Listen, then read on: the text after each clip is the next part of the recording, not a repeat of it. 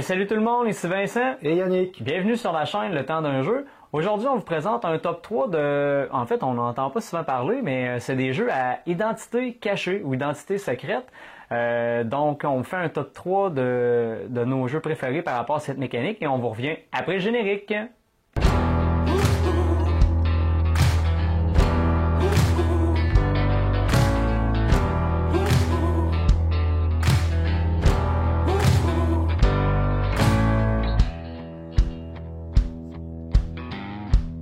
Alors Yannick, pour ta troisième position pour les jeux à identité cachette, quel est ton top 3?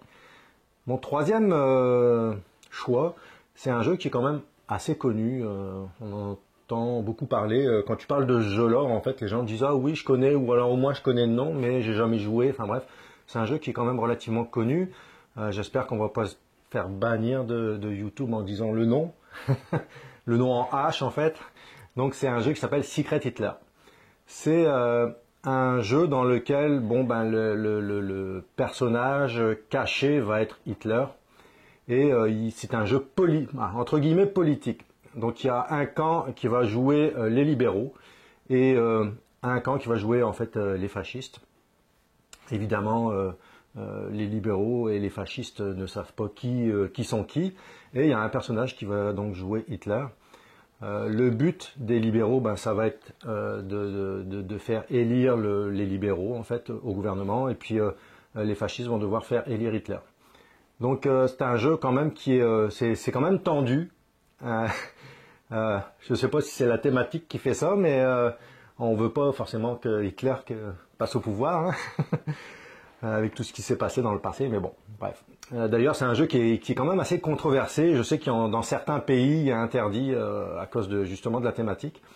Mais on a la chance de l'avoir au Canada. En dehors du thème, là, c'est un très bon jeu. C'est un jeu qui est très bien fait. Il n'y a pas énormément de choses. Il y a un petit plateau qui est très bien fait. Il y a des dorures dessus. Et puis, c'est un jeu de cartes. Donc, on a une carte, notre carte du parti, et puis notre carte rôle, en fait. Donc, on a deux cartes à cacher dans une petite enveloppe.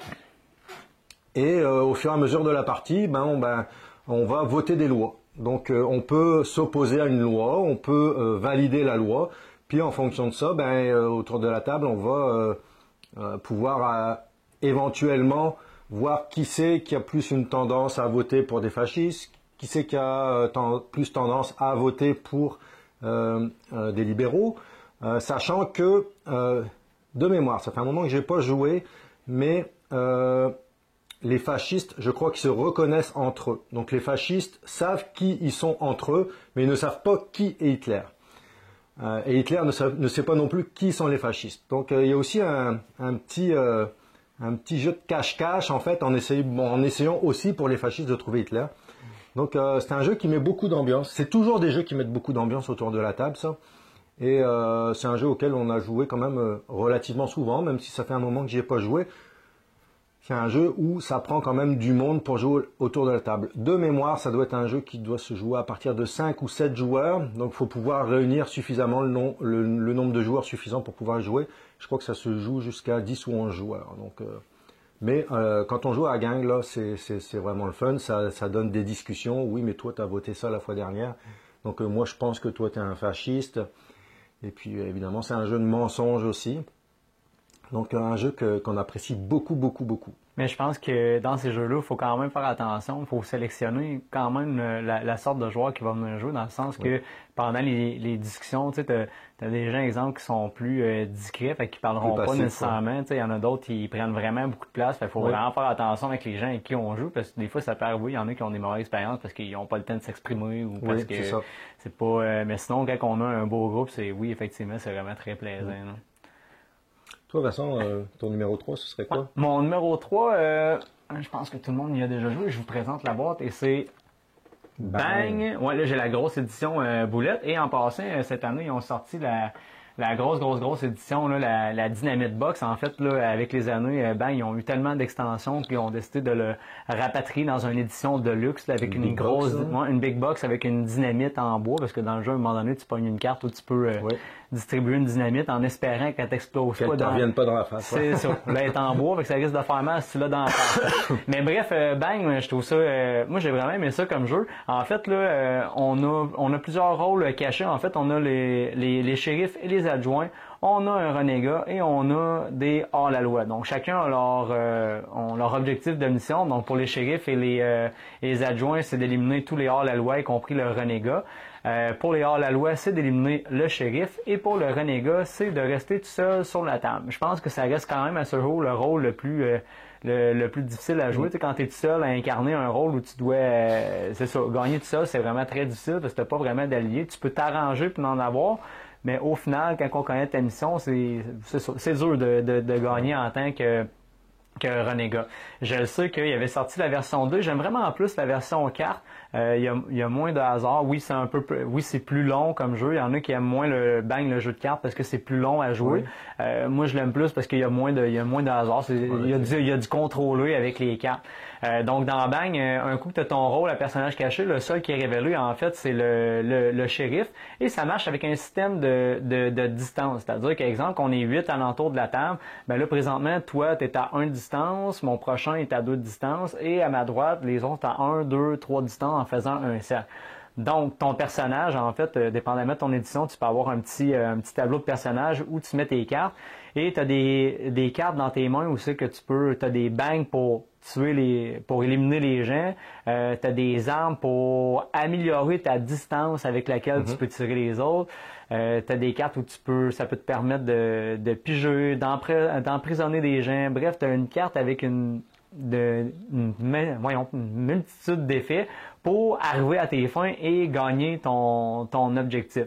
Je te dirais, le seul petit bémol, il y a vraiment une ambiance dans ce jeu-là. Je pense qu'on est capable quand même de cerner assez rapidement qui est qui. Oui. Je pense que le petit moins dans le jeu-là, c'est quand tu te fais éliminer en premier puis t'attends, ça peut être long. Oui. Mais en dehors de ça, pour tout ce qui est la thématique Far West, puis chaque personnage aussi ont en dehors de leur rôle, ont chacun une capacité de personnage parce qu'en début de jeu, on fait tirer 2 cartes personnages à tout le monde, ils en choisissent une puis ils en défaussent une, et chaque personnage dans le fond a une habilité spéciale, c'est qui permet d'avoir une rejouabilité ou d'appréhender le jeu d'une façon différente. Là. Fait que il y a un excellent jeu. Oui, j'étais un petit peu dans le light pour c'est un vieux jeu, ça fait quand même longtemps que ça existe, mais toujours plaisant à la sortir, là, soit dans un party de famille ou avec une gang de chums, t'as envie que ça soit léger, là. Fait que Bang pour moi, pour le numéro 3. C'est un jeu qui me parlait pas vraiment. Thématique western, j'aime ça, mais j'y ai joué, j'ai eu l'occasion d'y jouer, ça fait un moment, l'année dernière. Et puis dans une soirée de jeu, et j'ai bien aimé. Ça paye pas de mine comme ça, là, mais c'est un jeu à essayer vraiment. Ça donne, c'est pareil, ça donne toujours une bonne ambiance. La personne qui avait ramené ce jeu-là, elle me dit on jouerait pas à Bang. Un petit jeu.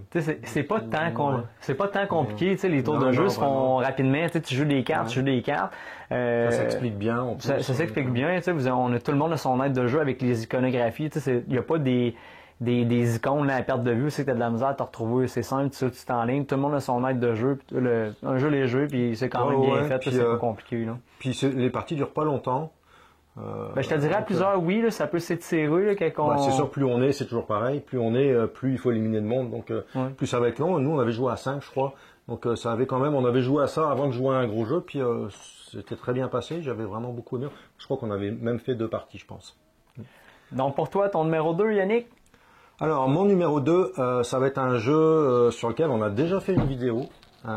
Puis vous pourrez aller la regarder. On va mettre un petit insert pour que vous puissiez aller la regarder. C'est un très bon jeu que j'aime beaucoup. C'est le jeu à identité cachée auquel je joue. On a joué il n'y a pas très longtemps d'ailleurs, ensemble. Donc on joue régulièrement à ça. Et c'est l'ombre du Kraken. Alors...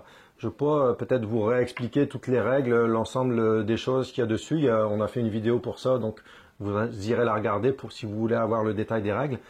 Mais grosso modo, pour faire une vue d'ensemble, en fait, c'est un jeu à identité cachée où il y a un board en fait. Et on est tous à bord d'un bateau. Tous ensemble, il y a des pirates, il y a des marins et il y a un chef de culte. Puis chacun on a une direction à faire prendre au bateau pour aller gagner la partie. Donc les marins doivent le ramener au port des marins, les pirates dans la crique des pirates, et le chef du culte a deux solutions pour gagner. Ou alors, quand on va arriver tout en haut de la map, à l'endroit où le kraken est situé, ben, il faut qu'il arrive à se faire débrouiller par se faire jeter par-dessus bord par le capitaine, ou alors ben, arriver dans la crique du kraken pour gagner la partie. C'est un petit peu ce que tu disais sur le jeu Bang.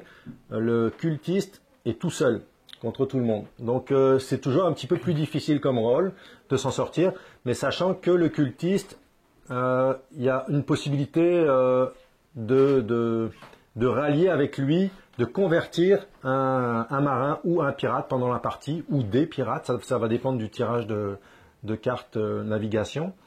Donc de convertir un personnage en disciple du culte. Donc c'est sûr que lui, ça va lui donner des alliés pour pouvoir essayer de gagner aussi. Donc toujours un beau jeu, je dirais, un jeu à identité cachée, mais aussi un jeu d'ambiance, un petit peu comme Secret Hitler, où il va y avoir des discussions autour de la table, et où ça met beaucoup d'ambiance. Moi, je veux plus jouer avec ma conjointe parce qu'elle ment très bien. Donc, tu devras la gérer, t'inquiète. Moi, ce que j'aime dans le jeu-là, ce qui le différencie des autres, c'est vraiment au niveau de son plateau de jeu où on voit l'avancement. Parce que souvent, dans ces jeux-là, c'est que des cartes. Mais dans celui-là, avec, là, toi, je sais que tu as fait une impression 3D pour le Kraken. Oui. Mais, tu sais, c'est des couleurs super vives et chaudes, thématique pirate. Je trouve ça le fun de pouvoir voir sa progression sur le board. Je trouve que c'est ce qui le différencie puis qui fait en sorte que oui, lui, comparé à d'autres, tu sais, comme c'est plus des cartes ou des petits accessoires, ou à Bang, c'est juste des cartes, mais ouais, c'est ça, ou alors des dés. Je trouve que c'est une petite différence qui est très agréable, dans le fond, pour voir la progression du jeu. Là. Quand on l'installe, un jeu à identité cachée avec un board, et puis, tiens, un bateau, ça va se passer comment? Puis une fois qu'on a expliqué les règles et puis toutes les subtilités du jeu, les gens disent, oh oui, ça va, il va y avoir du mensonge dans ce jeu-là. Là. Donc, Land du Kraken, pas mon jeu préféré. Je vais vous donner mon premier tout à l'heure. Mais vraiment, un jeu que j'aime beaucoup jouer, puis auquel on joue souvent dernièrement. Toi, ton numéro 2? Ouais, de mon côté, numéro 2, c'est une toute petite boîte. Et c'est le jeu Complot. Rapproche-le, mais non. Donc, le jeu Complot. Ouais. Donc, le jeu Complot, c'est en fait, on doit s'éliminer entre nous. On a deux personnages, en fait, cachés. Il y a plusieurs personnages avec différents effets. Et le but, c'est d'éliminer tout le monde.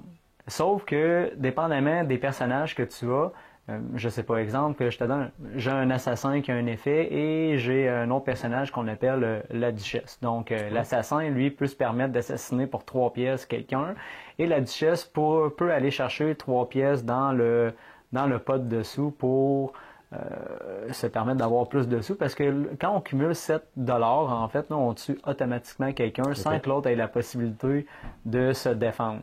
Des fois, il y a des personnages qui peuvent te permettre de voler des sous aux autres, mais bref, tout ça pour dire que les personnages que tu n'es pas obligé d'utiliser leur pouvoir, tu peux mentir en fait sur ce que tu as comme personnage et utiliser l'habilité des autres personnages. Là, à ce moment-là, ça va être aux autres de voir s'il te met en doute ou si tu es un menteur. Donc, c'est exemple, dans mon exemple, j'ai l'assassin et j'ai la duchesse. Et je dis, bon, mais je suis le capitaine et le capitaine, lui, peut se permettre d'aller voler 2 pièces à quelqu'un. Et quelqu'un pourrait me dire, non, c'est pas vrai.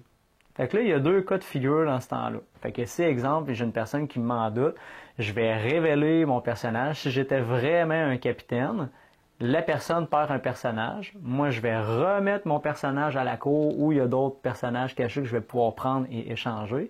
Et si jamais j'étais pas le capitaine, ben je perds un personnage. Et si jamais je perds mes 2 personnages, je meurs. Fait que dans le jeu, il y a 3 actions en fait. Soit qu'on va prendre une pièce à la cour, personne ne peut t'en empêcher. Soit tu fais une action qui s'appelle l'aide étrangère où tu t'en vas prendre 2 pièces au lieu d'une. Et seulement la duchesse peut te contrer. Donc, toi, tu dirais, je m'en vais prendre l'aide étrangère, je prends 2 pièces. Et moi, je pourrais dire, non, je suis la duchesse, je t'empêche de faire ton action. tu aurais le choix de remettre tes pièces là ou de me mettre en doute, comme de quoi je suis pas la duchesse. Okay. Donc, tu comprends un peu c'est un jeu de mensonge. C'est un jeu de mensonge, comme je te dis, ma blonde et tout est excellente à ce jeu-là. C'est pour ça que ça fait longtemps que j'ai pas joué. Mais tout ça pour dire, c'est qu'on a toujours 2 personnages, un tas de pièces et on a une basse-cour avec des personnages que si jamais parce qu'il y a des personnages avec des habilités où on peut se permettre d'échanger nos propres personnages avec les autres et remélanger le tout pour mêler tout le monde. Fait que la première fois que j'ai joué, je me suis fait planter. C'était vraiment pas évident de me rendre compte que je pense que je disais pas mal tout le temps la vérité. C'est vrai.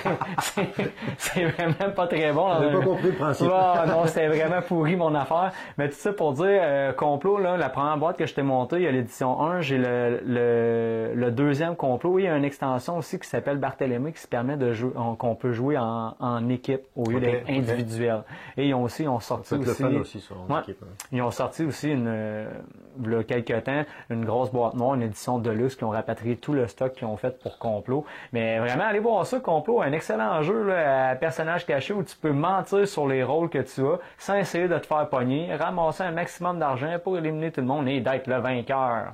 À tous les menteurs de ce monde, ceci est un jeu pour vous. Fait que c'était mon numéro 2, le jeu complot. Ton numéro 1, Yannick? Alors, mon numéro 1, c'est un jeu de plateau encore, en fait, qui peut paraître, ça peut paraître étrange, en fait, mais c'est un jeu vraiment à identité cachée parce qu'il y a un personnage qui va jouer un rôle, et puis notre but, ça va être de le tuer, ce personnage-là, carrément. Là. Et puis je l'ai déjà dit, je suis un fan de science-fiction, de jeux de l'espace, de jeux avec des grosses bibites qui font du mal. Et donc ce jeu-là, c'est The Thing. Donc c'est issu d'un film, en fait, la base c'est un film de John Carpenter dans les années 80, j'ai plus la date exacte. Puis il y a eu une réédition qui a été faite il y a quelques années aussi. Une réédition qui a été très réussie aussi d'ailleurs. Et donc, pour ceux qui connaissent le film et puis ceux qui ne le connaissent pas, en fait, je vais vous dire un petit peu en quoi ça consiste. Donc, dans le film original, en fait, de John Carpenter, si je veux pas mélanger les deux, je veux pas vous enduire d'erreur, comme on dit, mais en fait, les scientifiques découvrent une espèce de monstre congelé. Puis, le monstre décongèle et puis il infecte un chien. Puis les chiens se promènent dans la base, puis ils infectent tout le monde, etc. Puis en fait, ça devient un vrai carnage. Dans le deuxième, en fait, c'est le chien qui est poursuivi par une équipe d'une autre base, et puis le chien rentre dans la base. Le début est un petit peu différent. Enfin bref, c'est pas le sujet. Donc, il y a un personnage qui va incarner la chose. Et puis ce personnage-là, évidemment, il n'y a personne qui sait ce que c'est. Et tous les autres ont le rôle d'un personnage avec une capacité particulière aussi. Donc cette capacité particulière va leur permettre de faire des choses. On est en Antarctique, il fait très froid et il peut y avoir des tempêtes. Donc il faut s'occuper de la chaufferie parce que si on ne s'occupe pas assez de la chaufferie, au fur et à mesure de la partie, il va y avoir des pannes. Puis si on ne répare pas les pannes, la chaufferie va tomber en panne, puis la station va geler, puis on va finir par mourir de froid. Donc là, la chose à gagner. Le but du jeu, nous aussi, c'est de s'évader. On peut tuer la chose. Un autre but du jeu, ça va être de s'évader de la base sans avoir la chose avec nous. Si la chose arrive à rester cachée tout au long de la partie et qu'elle arrive à nous convaincre de l'emmener avec elle, ou alors dans la chenille, en fait, c'est un petit véhicule avec des chenilles, ou alors dans l'hélico de secours, et si la chose est partie avec nous, la chose est partie avec nous, puis elle va aller infecter le reste de la planète. Donc la chose a gagné. Si on arrive à partir de la base sans elle, c'est l'équipe de scientifiques qui a gagné. La chose, évidemment, elle va pouvoir contaminer les autres personnages, donc par un système de cartes. On a une carte, tous les personnages humains au début, ils ont une carte humain. La chose a aussi une carte humain et elle a une carte chose. Donc elle peut, quand ça va être à son tour, de faire des analyses, parce qu'on a la possibilité de faire des analyses de laboratoire sur des personnes pour savoir s'ils sont contaminés ou pas. Donc la chose va pouvoir passer ses cartes et elle peut donner une carte humain pour lever tout soupçon sur elle, ou alors carrément donner sa carte chose. Donc la personne qui va regarder la carte, si c'est un humain, elle reste humain, puis elle va peut-être avoir tendance à faire confiance à la personne qui lui a donné la carte, comme quoi c'est un humain. Si c'est une carte chose, secrètement, elle va redonner les cartes et puis elle va être contaminée aussi, donc elle s'est transformée en chose. Et ainsi de suite. Donc la personne qui a été contaminée, elle aussi va pouvoir contaminer d'autres personnes quand elle va être analysée. Donc c'est un petit jeu comme ça où finalement tu peux rester tout seul à la fin, tout le monde peut être contaminé, et puis tu peux emmener juste une personne avec toi, puis cette personne-là va être une chose quand même. La première partie qu'on avait jouée, on avait joué ça, on était à 7, on a joué ça à 7, et on était 3 à la fin. Il y avait la personne à ma gauche, puis la personne à ma droite, puis c'est moi qui avais fait venir l'hélico de secours, j'avais trouvé la clé, on avait démarré l'hélico. J'avais un doute sur la personne à ma droite, et j'avais aucun doute sur la personne à ma gauche que c'était un humain. J'ai emmené, parce qu'on a le choix d'emmener les personnes avec soi ou pas, j'ai emmené les 3 personnes, et puis la personne à ma gauche, c'était la chose. Donc c'est la chose qui a gagné, mais la personne avait vraiment excellemment bien joué son rôle, puis ça a été une partie assez épique. Donc un jeu avec beaucoup d'ambiance, de la tension aussi, parce que tu veux pas te transformer en chose, là. Puis quand tu es une chose, tu veux pas trop que personne ne sache. À un moment donné dans la partie, tu peux te dévoiler aussi si tu veux. S'il reste 2-3 personnes, tu peux te dévoiler, moi je suis la chose. Mais je sais que ça fait longtemps. Je sais que ça fait longtemps que tu m'en parles, il va falloir éventuellement que je l'essaye. Donc c'était mon numéro 1, The Thing. Donc moi, mon numéro 1, c'est le jeu Avalon. Donc, pour ceux qui ne connaissent pas Avalon, le premier qui est sorti, c'était la résistance. Puis ça, le Avalon, c'est une thématique 2.0 avec tout ce qui englobe les chevaliers de la table ronde. On sait qu'on est des personnages cachons. On incarne soit les forces du bien, soit les forces du mal. Donc, soit les chevaliers de Arthur ou les forces du mal de Mordred. Donc, dans l'équipe du bien, on a un Merlin. Et dans l'équipe de Mordred, on a un assassin. Donc, soit tu es identifié par une carte bleue qui veut dire que tu fais partie du camp des gentils et une carte rouge du camp des méchants. Et le but, c'est de réussir des quêtes. Okay? Donc, quand on part, on a le roi qui est assigné au départ qui doit mandater des gens pour partir en quête et le reste de la table va devoir voter pour savoir si on envoie ces gens-là en quête ou pas. Ce que j'aime dans le jeu-là, c'est qu'il y a des petits plateaux, en fait, des plateaux quêtes qui sont différents d'un à l'autre, dans le sens qu'on, dépendamment du nombre de joueurs, on n'enverra pas le même nombre de personnes en quête. Par exemple, à la première quête, on va envoyer 2 personnes en quête. À la deuxième quête, on va envoyer 4 personnes en quête. 5. Des fois, ça augmente, ça descend, ça augmente. Donc là, on nomme différentes équipes pour essayer de voir qui est qui. Donc, quand on approuve l'équipe, ils partent en mission et c'est très simple pour gagner la mission. En fait, ceux qui vont avoir été désignés partir en mission, ils ont 2 cartes dans leurs mains, soit un succès, soit un échec. Donc, ils vont choisir une carte, la mettre face cachée. Le roi va mélanger le tas et révéler les cartes. Si le moindrement qu'il y a un échec, en fait, la quête est échouée. Sinon, si tout le monde a mis succès, c'est un succès. Donc, si jamais on a 3 échecs, on perd la game. Pour ceux qui sont gentils. Et ceux on a 3 succès, les chevaliers gagnent et les forces du mal, en fait, ils perdent. Ce que j'aime dans cette... il y a des petits twists, parce qu'à la fin, si, exemple, les forces du bien ont gagné leurs 3 missions, dans les forces du mal, il y a un assassin. Et cet assassin-là a une dernière chance de pouvoir tuer quelqu'un dans l'équipe des gentils. Et ce quelqu'un qu'il doit trouver, c'est Merlin. Okay. Fait que si jamais il trouve Merlin puis il l'élimine, il gagne la partie. Sinon, il perd. Parce qu'au départ, quand tout le monde a leur personnage, Merlin, en fait, il va ouvrir ses yeux et l'équipe des méchants vont mettre un pouce dans les airs. Fait que Merlin est au courant de tout. Que les méchants ne savent pas qui sont les autres méchants. Il y a juste Merlin qui sait qui sont les méchants. C'est ça. Fait que, tu sais, quand tu vois ça, quand Merlin va être à la table des discussions pour jaser, tu comprends qu'il faut pas trop qu'il se commette parce que ça va donner la puce à l'oreille à l'assassin. Mais tu sais, quand tu gagnes la partie, tu te dis « Hey, cool, j'ai réussi mes 3 missions, puis qu'à la fin, l'assassin, non, toi, je t'ai trouvé, puis t'es Merlin, bang dans ta face, puis ça vient de revirer de bord, là. » Fait que non, vraiment une belle thématique alentour tout ce qui est médiéval, fantastique, j'aime bien. J'avais déjà essayé la résistance. J'ai tout le temps trouvé que Avalon, il y avait tout le temps moi je l'appelle une version 2.0. Il y a des petites expansions déjà dedans dans la boîte de base que la résistance n'a pas, qu'il faut acheter des expansions avec. Ils ont sorti aussi le Avalon Big Box, là aussi que tout l'ensemble du jeu, mais je pense que le jeu de base se suffit à lui-même. Comme à Secret Hitler, en fait, il faut quand même être plusieurs personnes. 5 ça va jusqu'à 10 joueurs. Là. Okay. Fait que non, un excellent jeu de l'identité cachée avec déduction et tout ça, c'est pas nécessairement évident. Nous, on l'a joué 2-3 fois. Puis c'était arrivé des petits coups de théâtre, c'est qu'on a vraiment, j'étais dans l'équipe des bons, c'est qu'on a vraiment clenché l'équipe des méchants. Puis finalement, on s'est fait découvrir notre Merlin, puis revirement de situation, puis les méchants sont partis avec la victoire. Mais une super belle production, c'est un jeu très simple et très d'ambiance. Le genre de jeu que j'apporterais dans un party de famille, de Noël.